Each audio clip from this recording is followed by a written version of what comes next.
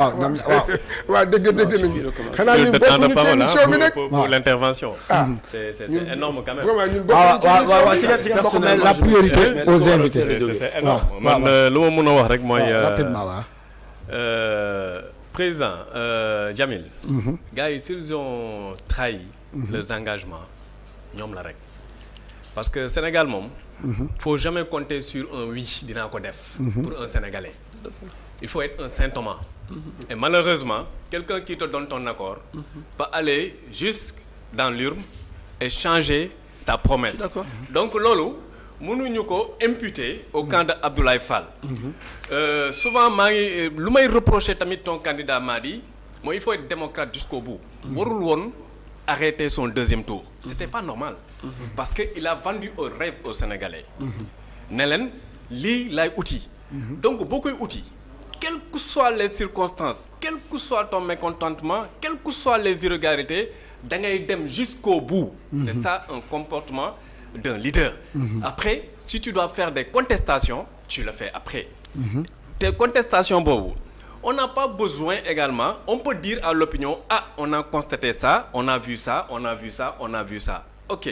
Mais am na ay juridictions yoo xam ne comme un tribunal civil, comme le tribunal arbitral du sport du Sénégal, comme la commission électorale, si la commission est compétente à recevoir son recours, ou comme le TAS, le tribunal arbitral du sport, mu dem avec des preuves. Parce que lu ma dégg ci les sorties de son camp, souvent c'est des suspicions. C'est des suspicions, c'est pas quelque chose qui est matérialisé avec des preuves parce que quand tu es dans ce domaine, il faut que tu matérialises ça avec des preuves. Les preuves pour étayer suspicion sur l'achat de conscience, détournement de vote ou bien trafic d'influence, parce que ñett yooyu rek la mën a nekk par rapport à ce vote là. ñett yooyu rek la mën a nekk. ñett yooyu noonu pour mu matérialiser ko, il faut qu'il apporte des preuves. Il faut qu'il apporte des preuves. Les preuves c'est quoi?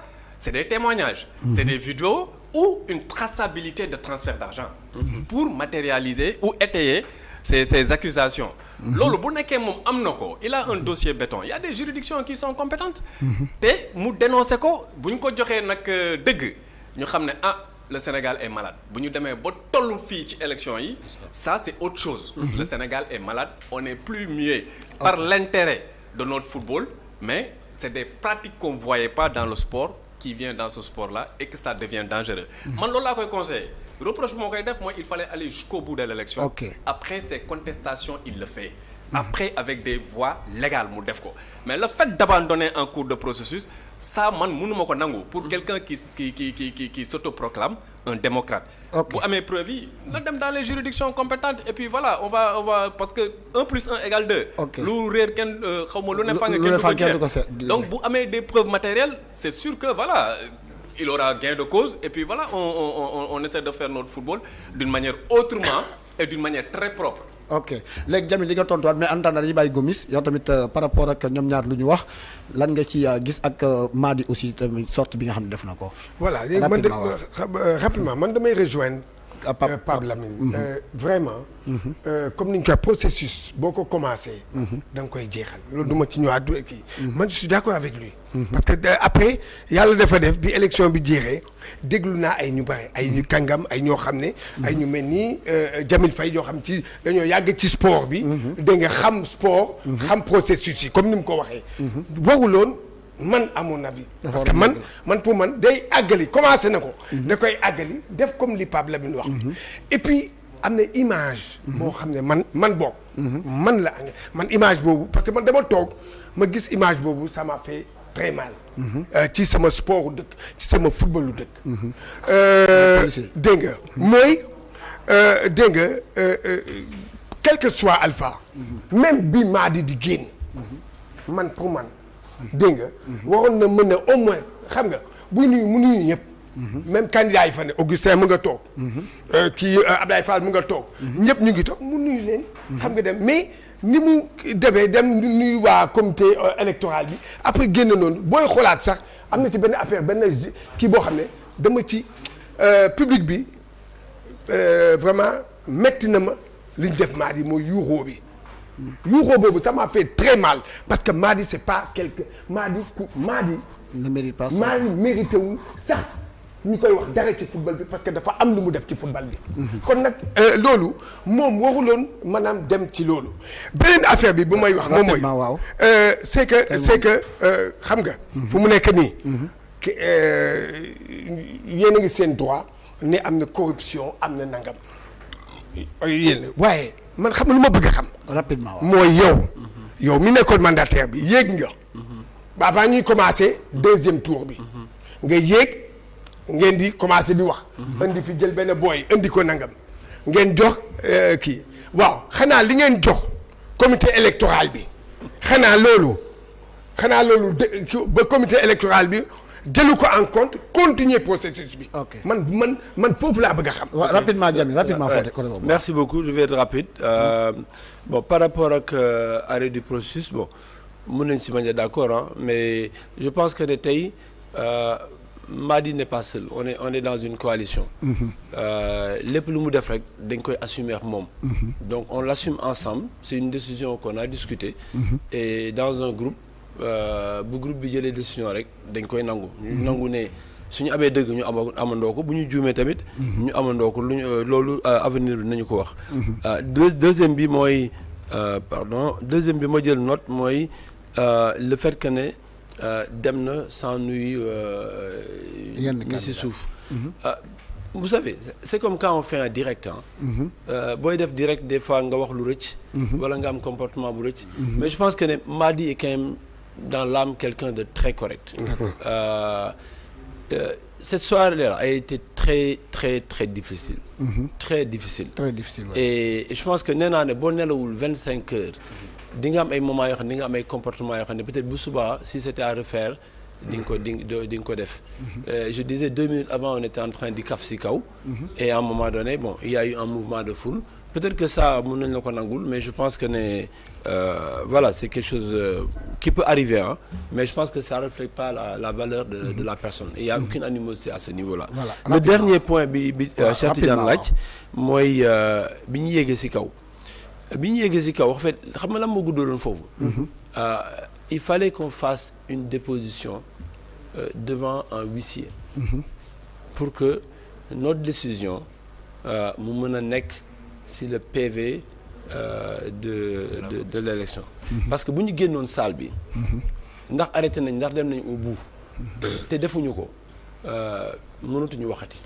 donc loolu moo indi woon. li ko xam nga huissier bi da ngay wax muy bind ni loolu lu ñuy enregistré moo tax des fois gars yi woo ma ne ma noo yokkal si à un moment donné je dis stop on va plus ajouter on a assez de choses à dire et pour vous rassurer quand ils m'ont demandé de verser les pièces et ndax da ngay non dama ma laaj ndax da ngay verser les pièces je lui ai dit non mais je vous demande d'inscrire ici que nous avons des éléments que nous mettrons dans le dossier plus tard parce que dañu bëgg jël recul.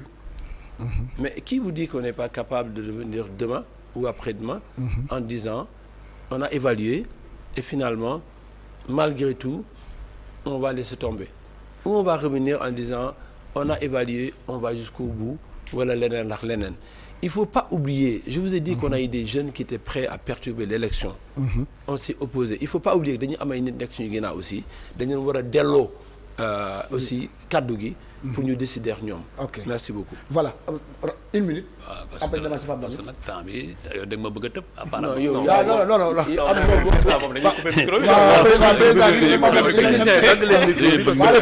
alors man xam nga li ma bëgg a préciser li ma bëgg a préciser moom lu mu waxul. Jamil li mu waxul mooy yóbbu nañ nit ci kaw.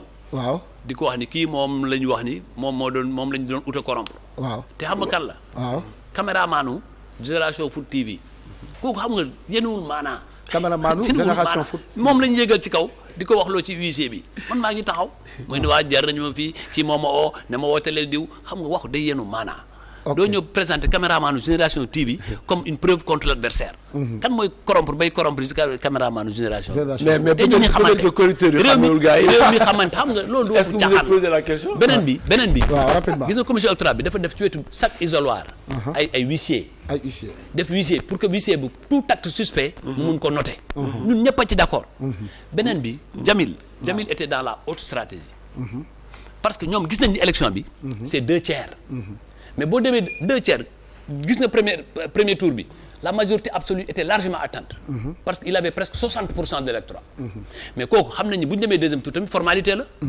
li ñu bëggoon dugal ci nit ñi mooy defloo ñu erreur ñu loolu lañ bañ Jamil xam na li mu def bu baax a baax Jamil dafa bëggoon candidat am dem ñu def erreur bañ a def deuxième tour suñu defee erreur defuñu deuxième tour ñoom ñu def ci recours on dira que le processus n'est pas arrivé à terme et la FIFA va reprendre. xanaa Ablaye Sow sama biir bopp lay. gis nga ñun dofuñu moo tax ñun tamit neex na de ñu contraindre commission bi parce que désister ou pas lii mooy droit. boo bëggee désister da ngay bind. nga ne maa ngi décider deuxième tour bu boobaa troisième bi mooy ñëw. defuñu acte boobu kon ils n'ont pas désisté. Voilà. Ils n'ont pas du tout désisté. Ils ont fui. Non, loolu mooy dëgg. sama waa ji ils n'ont pas désisté parce que désistement est un acte écrit. Ils n'ont pas désisté, ils sont sortis parce que bu ñu désisté woon. Augustin Senghor mooy nekk deuxième. lu ñu bind mais da ngeen ñëw rek def ay déclaration dem. la commission a pris la commission a pris acte. La commission a pris mais def nañ commission ngeen ne vous n'avez pas terminé le processus d'élection. mais amul fenn yoon bu ngeen benn da ngeen. mais laajal wax la lu ñu bind. Jamil xamante nañu. xam nañu piège bu ngeen ñu bëggoon tendre moom la ñu bañ. ñu ne parce que dañ leen ñëw ba ñu oo leen. ñu leen choisir leen carte ñu def war a tirage foofu la ñu waxee ne ñun conditions yi ñu gis nii doyuñu te élection yi nga participé ci depuis le début. loolu nga participé ci 2 heures du matin 5 heures du matin léegi de 14 heures jusque là vous avez voté démocratiquement vous arrivez à 4 heures du matin vous voyez les tendances des résultats ngeen ne maintenant rien ne vous rassure et vous créez des corruptions à gauche et à droite. corruption est-ce que mën nga wax fii devant tous les Sénégalais que bu ngeen fauté bu ñu leen jàppee di ngeen nangu. mais loolu mënu ma ci dara. man du man may atte dama ne la man su ma fauté Jamil dama ne su ma fauté man nañ ma sanctionné ak suñu camp képp ku ci mën sa fauté nañ ko sanctionné loolu leeral naa ko mais man du ma inventé gis nga match règle yi ñun on a respecté toutes les règles te ma wax la fi jusqu'à l'extinction du soleil Jamil ñun dañoo préparé suñu élection am nga mu ngi wax ni may ma àggali tamit sëñ bi may ma àggali Jamil bëggul ma wax xam nga Jamil nee na am nañu wàcc suñu kaar yi am na parce que élection dañu ko organiser xam nga nee na ma xam nga wax na ma sax mu ne ma Ablaye Sow man avant d'être politicien je suis un sportif dans l'âme yow mi politicien nga encagoulé nga rek waaye léegi wax nga am ay dara fa nga jaar ak moom foofu politicien nga non il est maire de la ville qui héberge mon club mais avant ça wax nga li ci bari tey ci élection bu jotee da nga ci gis nga kii mooy politicien moom mooy jël wax ba waxoo ko mu waxal la ko devant les caméras fii am na replay non fii c'est la deuxième fois man dama politicien amoo carte benn parti yow am nga carte parti changé nga parti demaat nga feneen loolu nga bëgg xam nga fu ma nekk nii fi ngeen langaamu woon moo rot fi ngeen langaamu woon moo rot li ngeen bëggoon mais wax jarul wax bëgg yóbbu affaire bi est-ce que duñu avancer ñun yóbbu kanam yóbbu affaire bi waaw may leen ma rek xam nga Jamil waaw may ma rek xam nga liir bi da nga sportif dama bëgg sportif am na jël bu leer dañ koy nangu bu leen uti ay wiiri affaire bi yoo xam nga réglementation internationale sur le football doo ci gone xam nga ni suñu xam nga réglementation xam nga yoon wu ñu war a jaar am ngeen commission de recours qui existe hier c'est la commission électorale qui a agi commission de recours wax nga ko sànq moom moo war a agir bu commission de recours d'accordul ba FIFA mën ngeen fa dem xaaruma bind fii ba FIFA mënu leen poser un acte et mënu leen poser un acte qui peut remettre en cause le processus et la crédibilité du processus beneen bi mooy Jamil xam nga ni yàlla moo tax may wax ki ngeen présenté ci devant le huissier ak devant moi ak devant la commission xam ngeen ni loolu du waxu ngelaw la caméraman équipe nga taxaw nga ne ko moi j'ai été corrompu kooku la ñu war a njëkk a jàpp yore xaalis téye ko yow nga xam ne loolu yëfu caaxaan da ngeen ñëw ci sérieux ñu liggéey ci sérieux voilà donc en une minute Pape Lamine xam naa da ngeen moo ko d'accord ils n'ont pas beaucoup parlé